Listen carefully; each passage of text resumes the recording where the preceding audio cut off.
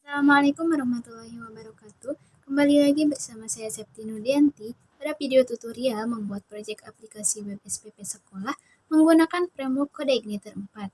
Kali ini kita masuk pada video tahapan ke-34 sampai kepada 38, yaitu membuat fungsi cetak untuk tabel siswa, tabel petugas, tabel kelas, tabel pembayaran, dan juga tabel SPP.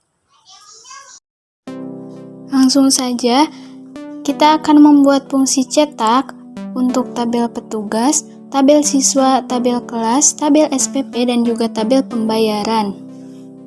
Kali ini, saya akan membuat fungsi cetak otomatis bawaan dari tabel yang ada pada admin LTE. Di sini kita lihat pada dashboard admin LTE bagian data tables. Pada proyek saya di sini masih menggunakan tabel dengan example seperti berikut, di mana di dalamnya hanya terdapat tabel. Nah, kita akan mengganti tabelnya seperti pada tabel contoh yang kedua, agar di dalam tabelnya secara otomatis sudah ada fungsi cetak. Yang pertama, kita coba pada tabel kelas. Tahapannya, pertama, pada bagian file template.php, kita harus mempunyai script seperti berikut, di mana di dalamnya terdapat function, yaitu untuk tabel example 1 dan juga untuk tabel example 2. Nah, sekarang saya akan mengganti tabel example-nya menjadi tabel example 1 agar secara otomatis di dalamnya terdapat fungsi cetak. Masuk pada file homeclass.php.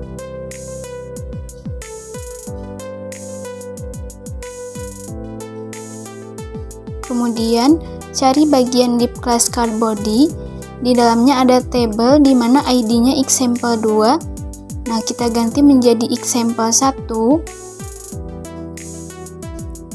Kemudian kita coba jalankan ulang. Nah, sekarang tabel untuk data kelas sudah secara otomatis mempunyai fungsi cetak.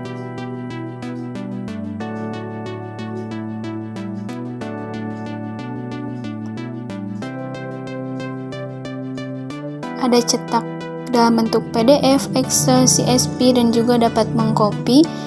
Nah, sekaligus di dalam tabelnya sudah mempunyai input untuk pencarian yang sudah bisa kita jalankan. Kita coba. Nah, di sini sudah berjalan. Namun sebelumnya, karena kita sudah membuat fungsi pencarian buatan kita sendiri, kita tidak perlu menghapusnya untuk membedakan saja mana buatan kita dan mana fungsi pencarian bawaan dari tabel admin LTE. Berikutnya kita akan buat pada bagian tampilan detail data kelasnya. Masuk pada file detail class.php. Pada bagian table ID-nya ganti menjadi example 1.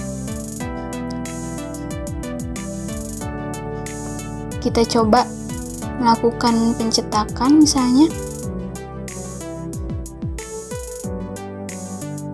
Kita namai filenya dengan SPP data kelas, kemudian simpan.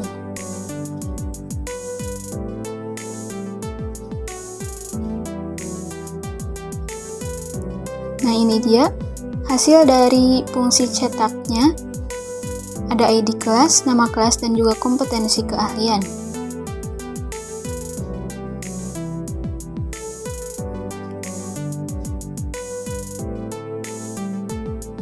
Berikutnya, kita coba pada bagian tabel petugas. Masuk pada file homepetugas.php. Kita hanya perlu mengganti tabel ID example-nya saja seperti pada home class. Begitupun pada tampilan detail petugasnya.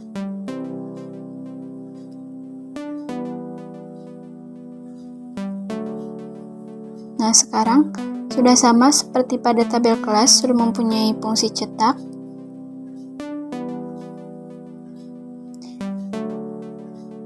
Kita coba cetak dalam file PDF kemudian dengan file Excel kita lihat.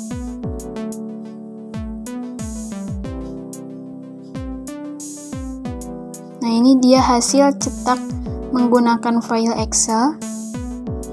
Berikutnya cetak file CSV, hasilnya seperti berikut. Dan kita juga bisa mengcopy, misalnya kita paste pada notepad. Nah, ini dia hasil dari pengkopian yang kita lakukan.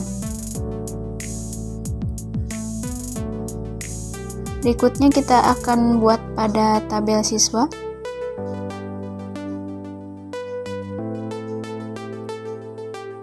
Untuk semua tabel, kita hanya perlu mengganti tabel ID-nya saja. Pada bagian detailnya, jangan lupa. Kemudian pada tabel SPP, kita lakukan hal yang sama pada home SPP terlebih dahulu. Kemudian pada tampilan detail SPP-nya. Dan yang terakhir pada tabel home pembayaran.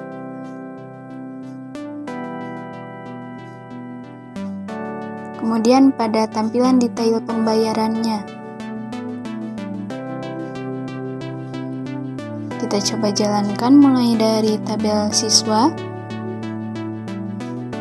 Nah, sudah berhasil. Terdapat fungsi cetak, kemudian terdapat halaman visibility juga jika kita ingin mengatur file apa saja yang ingin ditampilkan. Misalnya di sini kita menampilkan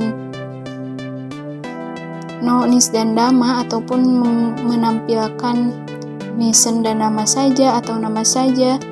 Kita bisa mengatur pada bagian column visibility-nya. Kita lihat pada bagian detailnya pun sudah berhasil. Kemudian pada tabel SPP sudah, dan terakhir pada tabel pembayaran. Baik, di sini saya telah berhasil membuat fungsi cetak untuk semua data tabel. Sekian dari video tahapan ke-34 sampai kepada 38 kali ini. Video berikutnya saya akan membuat fungsi login untuk hak akses administrator, petugas, dan siswa pada web SPP, dan juga membuat landing page untuk web SPP. Mohon maaf apabila banyak kekurangan. Wassalamualaikum warahmatullahi wabarakatuh.